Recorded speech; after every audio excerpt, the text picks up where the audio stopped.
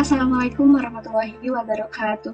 Halo semuanya, selamat datang di video presentasi kelompok kami dalam rangka ujian tengah semester mata kuliah Manajemen Proyek Perangkat Lunak. Perkenalkan, saya Rani Febriani dan nanti akan dilanjutkan oleh teman saya, yaitu Neng Rahayu. Kami berdua dari kelas 6A Program Studi Teknik Informatika mahasiswi Universitas Muhammadiyah Sukabumi. Pada kesempatan ini, kami akan memaparkan proposal pengembangan perangkat lunak yang kami susun berdasarkan studi kasus dari pemerintah Kabupaten Sukabumi yang berencana untuk meningkatkan perekonomian masyarakat pedesaan melalui pemberdayaan bisnis lokal berbasis digital. Baik, mari kita mulai presentasinya. Untuk memulai, saya akan menjelaskan dulu abstraksi dari proposal ini. Jadi, seperti yang kita tahu, sektor pertanian sangat penting dalam perekonomian desa, khususnya di Kabupaten Sukabumi. Tapi sayangnya, banyak petani masih mengalami kendala, seperti sulitnya akses ke pasar, ketergantungan pada tengkulak, dan kurangnya pemanfaatan teknologi. Masalah-masalah ini membuat pendapatan petani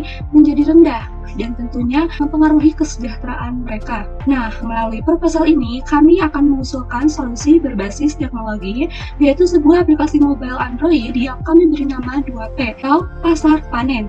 Aplikasi ini dibuat agar petani bisa memasarkan hasil panennya sendiri, langsung ke pembeli tanpa perantara. Dalam proposal ini, kami bahas berbagai aspek penting, mulai dari metodologi pengembangan perangkat lunak, desain arsitektur sistem, rencana kerja atau WBS, estimasi biaya, hingga cara mengendalikan kualitas proyek. Harapannya, aplikasi 2P ini bisa jadi langkah nyata untuk membantu petani masuk ke era digital dan akhirnya bisa meningkatkan kesejahteraan mereka di masa mendatang. Nah, di sini kami menggunakan metodologi Agile dengan kerangka kerja Scrum dalam pengembangan aplikasi P2. Kenapa sih memilih Agile Scrum? Karena metode ini sangat cocok untuk menghadapi perubahan kebutuhan pengguna yang sering terjadi. Dengan Agile, kita bisa bekerja secara fleksibel dan cepat beradaptasi. Prosesnya berjalan secara iteratif, artinya aplikasi dibuat dalam bagian-bagian kecil yang disebut sprint. Sprint menghasilkan versi aplikasi yang bisa langsung diuji oleh pengguna. Dari hasil uji itu, kita dapat segera mengetahui kekurangan dan melakukan perbaikan pada sprint berikutnya. Selain itu, Scrum mendorong kolaborasi tim yang intens melalui pertemuan rutin seperti daily stand-up dan review meeting.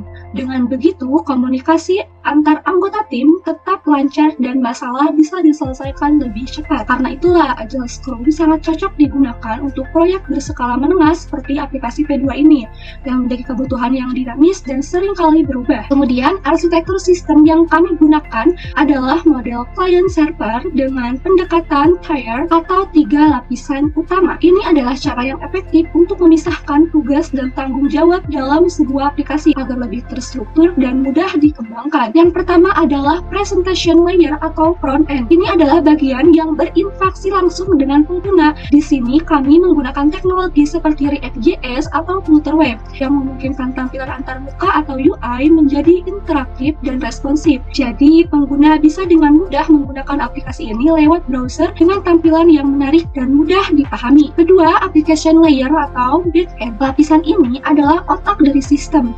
Kami membangun bagian ini menggunakan bahasa pemrograman Python dengan framework seperti Fast atau Fast API, atau juga bisa menggunakan Node.js. Di sini, semua logika bisnis dijalankan seperti mengatur proses data, memvalidasi input pengguna, serta menangani proses autentika atau keamanan. Tiga, yaitu data layer atau database. Lapisan terakhir adalah tempat penyimpanan data. Kami menggunakan database seperti MySQL atau PostgreSQL yang menyimpan data secara terstruktur dan aman. Dengan database ini, data yang diperlukan aplikasi bisa diakses dengan cepat dan terjaga keutuhannya. Nah, dengan pembagian 3 lapisan ini, sistem menjadi lebih modular, mudah diperbaiki, dan dapat dikembangkan secara terpisah tanpa mengganggu bagian lainnya. Nah, ini adalah tampilan mockup dari aplikasi 2P Pasar Panen. Aplikasi ini dirancang untuk menghubungkan petani secara langsung dengan konsumen tanpa melalui perantara. Dengan aplikasi ini, petani bisa menjual hasil panen,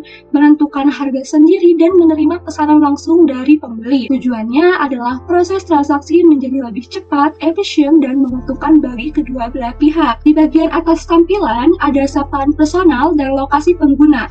Lalu ada icon notifikasi untuk info penting. Selanjutnya, terdapat ringkasan hari ini. Di sini, petani bisa melihat jumlah pesanan, produk aktif, dan pendapatan. Di bawahnya ada menu utama seperti jumlah produk, kelola pesanan, dan lain sebagainya. Lalu di bagian bawah aplikasi ada menu navigasi cepat seperti beranda, keranjang belanja, chat, dan profil pengguna. Semua fitur ini dibuat agar petani mudah berjualan lewat handphone dan konsumen juga bisa belanja langsung ke petani. Nah, demikianlah penjelasan dari saya. Selanjutnya, presentasi akan dilanjutkan oleh teman saya, Neng Rahayu. Halo, perkenalkan nama saya Neng Rahayu dengan NIM 2230511031. Nah, berikut ini merupakan rencana pengembangan yang dibuat dalam bentuk WBS. Ini merupakan perancangan untuk aplikasi P2 yang dimana pada level pertama ini terdapat inisialisasi, perancangan, pengembangan, pengujian, dokumentasi, pelatihan dan implementasi, serta evaluasi dan pemeliharaan. Kemudian, pada level kedua yang ada pada inisialisasi itu terdapat studi kebutuhan dan analisis sistem. Selanjutnya, level 2 pada perancangan itu ada desain UI UX dan arsitektur sistem. Selanjutnya, pada level kedua di pengembangan itu terdapat pembuatan front end dan back end. Kemudian level kedua pada pengujian ada unit test dan integrasi. Kemudian level kedua pada dokumentasi ada manual pengguna dan dokumentasi teknis. Selanjutnya level kedua pada pelatihan dan implementasi ada training pengguna dan deploy system. Dan yang terakhir, level kedua pada evaluasi dan pemeliharaan ada mentoring dan maintenance. Selanjutnya, ini merupakan struktur organisasi proyek dari aplikasi P2 atau 2P. Yang pertama, yang paling atas ini ada ketua tim, yang dimana ketua tim ini bekerja untuk mengkoordinasi umum proyek dan mengambil keputusan. Selanjutnya terdapat analisis sistem yang berfungsi sebagai analisis kebutuhan dan desain sistem. Kemudian ada programmer yang bekerja untuk pengembangan front end dan back end. Kemudian ada QA tester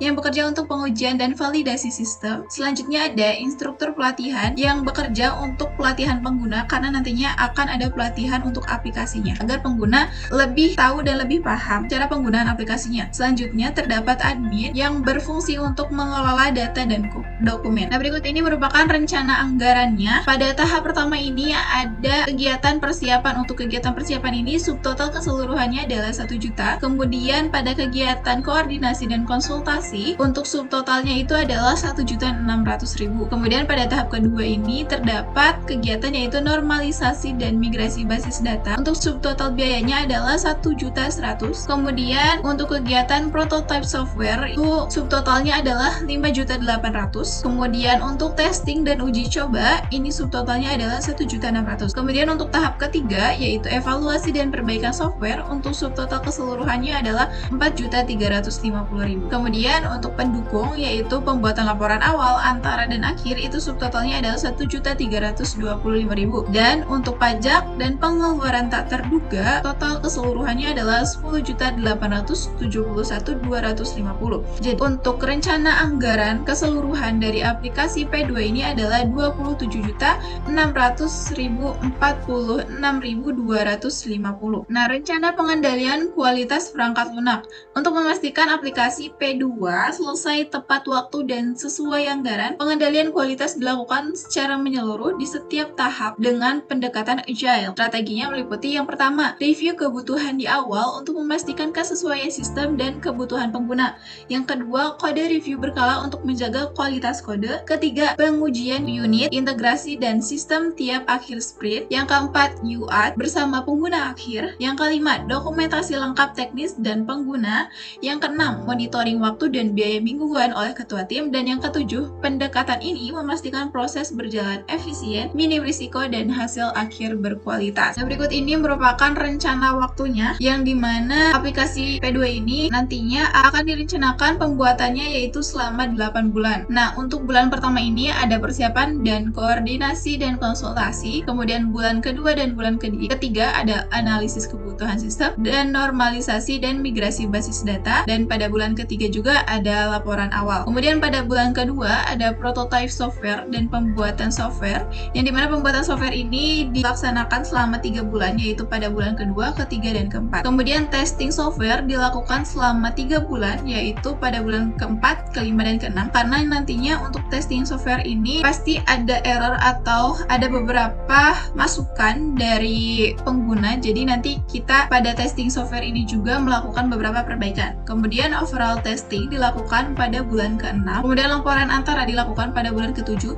dan evaluasi dan perbaikan software, dokumentasi, dan laporan akhir seluruhnya dilakukan pada bulan terakhir yaitu bulan ke-8. Nah, kesimpulan Kesimpulannya adalah pengembangan aplikasi P2 bertujuan untuk membantu petani di Kabupaten Sukabumi memasarkan hasil panen secara mandiri melalui solusi digital yang efisien. Proyek ini dirancang menggunakan metodologi Agile dengan Scrum yang memungkinkan pengguna yang adaptif terhadap kebutuhan pengguna. Arsitektur sistem menerapkan model client-server 3 tier yang terdiri dari front-end, back-end, dan database. Kemudian perancangan proyek diatur melalui Work Breakdown Struktur atau WBS yang mencakup tahapan inisialisasi, perancangan, pengembangan, pengujian, dokumentasi, implementasi, dan pemeliharaan. Untuk menjaga kualitas dan efisiensi, diterapkan strategi Quality Assure dan Quality Control sejak awal proyek hingga akhir, termasuk pengujian bertahap dan pemantauan waktu serta biaya. Dengan pendekatan sistematis ini, aplikasi P2 diharapkan mampu mendorong transformasi digital